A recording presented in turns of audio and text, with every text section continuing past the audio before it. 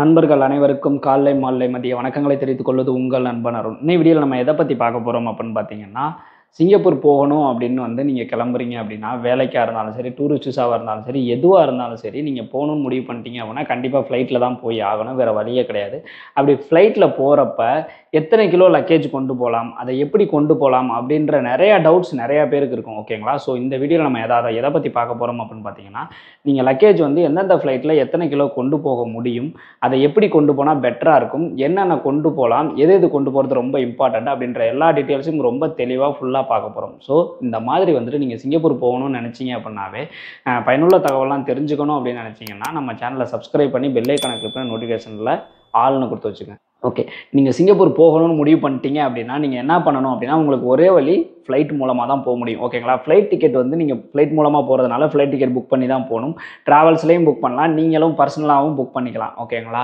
So அப்படி நீங்கள் book பண்ணுறப்ப நீங்கள் ரொம்ப முக்கியமாக கவனிக்க வேண்டியது என்ன அப்படின்னு பார்த்தீங்கன்னா, லக்கேஜ் தான். நீங்கள் ஒவ்வொரு ஃப்ளைட்டுக்கும் லக்கேஜ் அப்படின்றது மாறுபடும். ஓகேங்களா? ரொம்ப அதிகமான பேர் சிங்கப்பூர் போகிறதுக்காக பயன்படுத்துகிற ஃப்ளைட் என்னென்ன அப்படின்னு கேட்டிங்கன்னா, Air India express, IndiGo, Scoot, Singapore Airlines. ஓகேங்களா? இதெல்லாம் பயன்படுத்துவாங்க. சிங்கப்பூர் ஏர்லைன்ஸ் அப்படின்றது கொஞ்சம் காஸ்ட்லியாக இருக்கும். சம்டைம் மட்டும்தான் கொஞ்சம் ப்ரைஸ்லாம் டிஸ்கவுண்ட்டில் இருக்கும். அந்த டைமில் சிங்கப்பூர் ஏர்லைன்ஸை பயன்படுத்துவாங்க. மோஸ்ட்லி பயன்படுத்துறது ஏர் இந்தியா எக்ஸ்பிரஸ்ஸு, இண்டிகோ, ஸ்கூட்டு. இதை ரொம்ப அதிகமான பேர் பயன்படுத்துவாங்க. ஓகேங்களா? அப்படி நீங்கள் பயன்படுத்துகிறப்ப பார்த்தீங்க அப்படின்னா, லக்கேஜ் அப்படின்றது ஸ்கூட்டில் உங்களுக்கு வரவே வராது.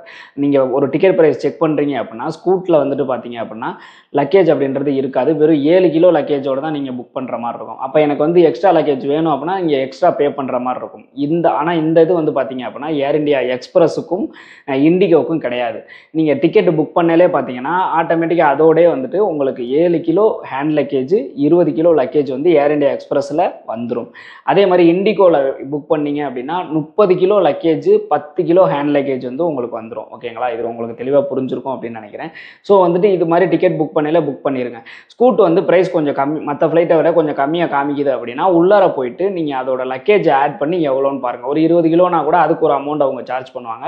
அப்படின்றப்ப லக்கேஜ் எவ்வளோன்னு பார்த்து அதுக்கப்புறமேட்டு புக் பண்ணுங்கள். அதை விட மற்ற ஃப்ளைட் கம்மியாக இருந்தால் மட்டும் நீங்கள் புக் பண்ணுங்கள். அப்படி இல்லை அப்படின்னா புக் பண்ணாதீங்க ஸ்கூட்டு. ஓகேங்களா? இதனால் உங்களுக்கு பணம் கொஞ்சம் கம்மியாக தான் இதாகும். Mostly indigo best. ஏன்னு கேட்டிங்கன்னா அதில் 30 கிலோ லக்கேஜ் இருக்கிறதுனால பெஸ்ட். ஓகேங்களா? ஓகே, இதில் பார்த்தீங்க அப்படின்னா இப்போ நீங்கள் லக்கேஜை புக் பண்ணிட்டீங்க, லக்கேஜோட புக் பண்ணிட்டீங்க. நீங்கள் உங்களோட டிக்கெட்டில் லக்கேஜ் எத்தனை கிலோ நீங்கள் கொண்டு போகலாம், எத்தனை பேக்கு கொண்டு போகலான்ற எல்லா டீட்டெயில்ஸுமே தெளிவாக இருக்கும். அதை தெளிவாக படித்து பார்த்துக்கோங்க. ஓகேங்களா? ஸோ லக்கேஜ் இல்லை எனக்கு 20 கிலோ பத்தாது, எக்ஸ்ட்ரா லக்கேஜ் வேணும் அப்படின்னு நீங்கள் நினச்சிங்க அப்படின்னா அது தனியாக நீங்கள் சார்ஜ் எந்த ஃப்ளைட்டாக இருந்தாலுமே இப்போ ஒரு உதாரணத்துக்கு ஏர் இந்தியா எக்ஸ்பிரஸில் அந்த டிக்கெட் ப்ரைஸோட 20 கிலோ தான் வருது, எனக்கு எக்ஸ்ட்ரா ஒரு 10 கிலோ வேணும் அப்படின்னு நினச்சிங்கன்னா அந்த 10 கிலோவுக்கு தனியாக சார்ஜ் பண்ணுற மாதிரி இருக்கும். அந்த டிக்கெட் ப்ரைஸ் இல்லாமல் 10 கிலோ தனியாக சார்ஜ் பண்ணுவாங்க. அதே மாதிரி தான் என்டிஓக்கும் எனக்கு எக்ஸ்ட்ரா 10 கிலோ வேணும் அப்படின்னு நினச்சிங்கன்னா அந்த 30 கிலோ இல்லாமல் எக்ஸ்ட்ரா 10 கிலோவுக்கு தனியாக சார்ஜ் பண்ணுவாங்க. ஓகேங்களா? ஆனால் டிக்கெட்டோட இந்த ஏர் இந்தியா எக்ஸ்பிரஸ்லேயும் இண்டிகோலையும் நான் சொன்ன ப்ரைஸ்லேயே அந்த லக்கேஜ் வந்துடும். ஓகேங்களா? சாரி, சொன்ன லக்கேஜ் அந்த ப்ரைஸ்லேயே, அந்த டிக்கெட் ப்ரைஸ்லேயே இன்க்ளூடிங்காக வந்துடும். இது பெஸ்ட்டு. முன்னாடிலாம் ஏர் இந்தியா எக்ஸ்பிரஸில் ஃபுட்டு கொடுத்துட்டு இருந்தாங்க, இப்போ கொடுக்குறது இல்லைன்னு கேள்விப்பட்டேன். ஓகேங்களா? ஸோ புக் பண்ணிட்டீங்க, டிக்கெட் புக் பண்ணிட்டீங்க அப்படின்னா நீங்கள் லக்கேஜ் பேக் பண்ணல ரொம்ப கேர்ஃபுல்லாக பேக் பண்ணணும். நம்ம ஊரில் இருந்து, அதாவது நம்ம நல்லா அடிக்கடி ஃப்ளைட்டில் போன பசங்க என்ன பண்ணுவாங்கன்னு பார்த்தீங்கன்னா பெட்டி தான் கட்டுவாங்க. பெட்டின்னா பார்த்தீங்கன்னா நம்ம பிஸ்கட் பாக்கெட்லாம் வரும் பார்த்தீங்களா, அட்டை பெட்டி, அதில் கட்டி அதில் லக்கேஜ் வச்சு கட்டுவாங்க. எதனால் அப்படின்னு கேட்டிங்கன்னா நீங்கள் சூட்கேஸ் எடுக்கிற பட்சத்தில் சூட்கேஸே ஒரு வெயிட் வந்துடும். ஸோ அந்த மாதிரி வெயிட் வர்றப்ப பார்த்தீங்க அப்படின்னா உங்களோட அதிகமான லக்கேஜ் கொண்டு போக முடியும். அதே மாதிரி பெட்டி கட்டினீங்க அப்படின்னா அந்த பெட்டி அட்டை பெட்டின்றது வெயிட்லெஸ்ஸாக தான் இருக்கும். ஸோ உங்களுக்கு இன்னும் அதிகமான எடைகளில் பொருட்களை கொண்டு போக முடியும் அப்படின்றதுனால பெட்டி கட்டுவாங்க. நீங்கள் பெட்டி கட்டினாலும் சரி, இல்லை சூட்கேஸ் எடுத்துக்கிட்டாலும் சரி, வெயிட்டை தெளிவாக செக் பண்ணிக்கோங்க. ஃப்ளைட்டில் அந்த டிக்கெட்டில் எவ்வளோ லக்கேஜ் போட்டிருக்காங்களோ அந்த லக்கேஜ் இருக்கிறது ரொம்ப நல்லது. அதை விட அதிகமாக இருந்துச்சு அப்படின்னா உங்களை லக்கேஜை நீங்கள் வெளியில் எடுக்க சொல்லுவாங்க. தேவையில்லாது எதுன்னு பார்த்து எடுக்கிற மாதிரி இருக்கும். அப்படி இல்லை நீங்கள் அந்த லக்கேஜை கண்டிப்பாக கொண்டு போகிற மாதிரி இருக்கும் அப்படின்ற பட்சத்தில் நீங்கள் எக்ஸ்ட்ரா பே பண்ணுற மாதிரி இருக்கும். நீங்கள் ஏர்போர்ட்டில் போய்ட்டு எக்ஸ்ட்ரா பே பண்ணல, பர் கேஜிக்கு இவ்வளவுன்னு சொல்லிட்டு அதிகமான அமௌண்ட்டை சார்ஜ் பண்ணுவாங்க. ஓகேங்களா? ஸோ சூட்கேஸ் எடுத்துக்கோங்க. அதில் பார்த்தீங்க அப்படின்னா இந்த ஆயில் ஐட்டமு, அதே மாதிரி பார்த்தீங்கன்னா அந்த பிளேடு, இந்த நைஃப் இந்த மாதிரி ஏதாவது ஐட்டம் நீங்கள் எடுத்துகிட்டு போனீங்க அப்படின்னா அந்த மாதிரி இந்த ஃப்ளேம் இந்த ஃபயர் ஆகிற ஐட்டம் இது மாதிரி ஏதாவது எடுத்துகிட்டு போனீங்கன்னா எல்லாத்தையுமே லக்கேஜில் வச்சுருங்க. ஹேண்ட் லக்கேஜில் வந்துட்டு ஜஸ்ட்டு உங்களோட ட்ரெஸ்ஸு ஏதாவது ஸ்நாக்ஸ் இருந்துச்சுன்னா அதை மட்டும் வைங்க. ஓகேங்களா? மற்ற எல்லா ஐட்டமும் லக்கேஜில் வச்சுருங்க. இல்லை அப்படின்னா உங்களை வந்துட்டு எடுக்க சொல்லுவாங்க. ஏன்னா லக்கேஜுன்றது பார்த்தீங்கன்னா கார்கோக்கு ஃப்ளைட்டோட கார்கோ பொசிஷனுக்கு போயிடும்.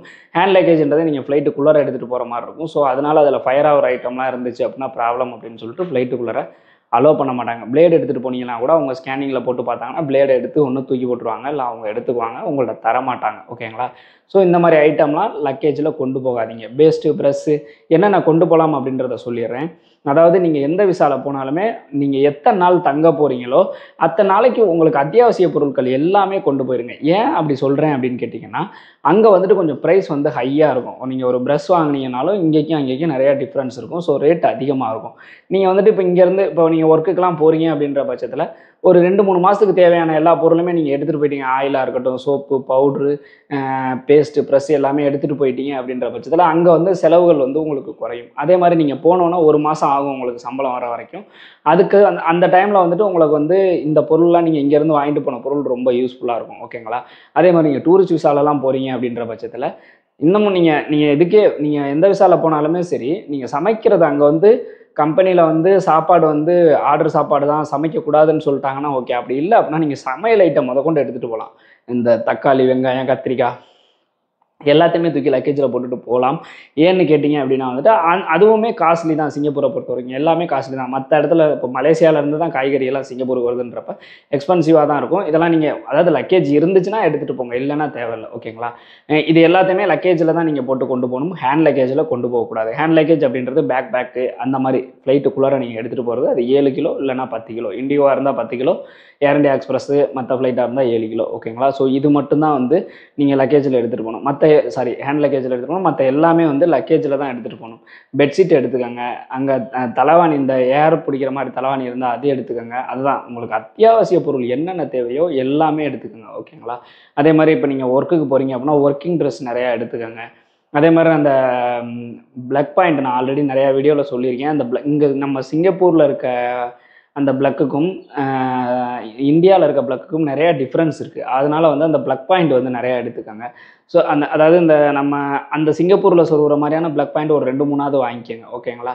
ஏன்னா ஆஃபீஸில் ஒன்று தேவைப்படும், வீட்டுக்கு ஒன்று தேவைப்படும். அது மாதிரி ஒரு 2-3 வாங்கிக்கோங்க. கம்மி ப்ரைஸ்லேயே அது இருக்குது. இங்கே வாங்கலை அப்படின்னாலும் சிங்கப்பூர்லேயும் ரொம்ப கம்மி ப்ரைஸ்லேயே அது கிடைக்கும். ஸோ வந்து இங்கே வாங்கிக்கோங்க, இல்லைனா சிங்கப்பூரில் போய் வாங்கிக்கோங்க. ஓகேங்களா? ஸோ இது மாதிரி தான் லக்கேஜை கொண்டு போகணும். அங்கேருந்து நீங்கள் வரையிலையும் சாக்லேட் இந்த மாதிரிலாம் ஏதாவது வாங்கிட்டு வரீங்க அப்படின்னா அதையுமே இதே ப்ரொசீஜர் தான். சிங்கப்பூர்லேருந்து வந்தாலும் இதே ப்ரொசீஜர் தான், போனாலும் இதே ப்ரொசீஜர் தான். முடிஞ்ச வரைக்கும் லக்கேஜ் கரெக்டாக கொண்டு வாங்க. ஓகேங்களா? இதில் வேறு ஏதாவது டவுட் இருக்குது அப்படின்ற பட்சத்தில் கமெண்ட் செக்ஷனில் சொல்லுங்கள். கண்டிப்பாக நான் தெளிவாக டீட்டெயிலாக எக்ஸ்பிளைன் பண்ணுறேன். ஓகேங்களா? அந்த மாதிரி பயனுள்ள தகவலாம் தெரிஞ்சுக்கணும்னு வச்சிங்கன்னா நம்ம சேனலை சப்ஸ்கிரைப் பண்ணி பெல் ஐக்கானை கிளிக் பண்ணி நோட்டிஃபிகேஷன் ஆல்னு கொடுத்து வச்சுங்க. இன்னும் ஒரு வீடியோவில் சந்திப்போம். பாய்.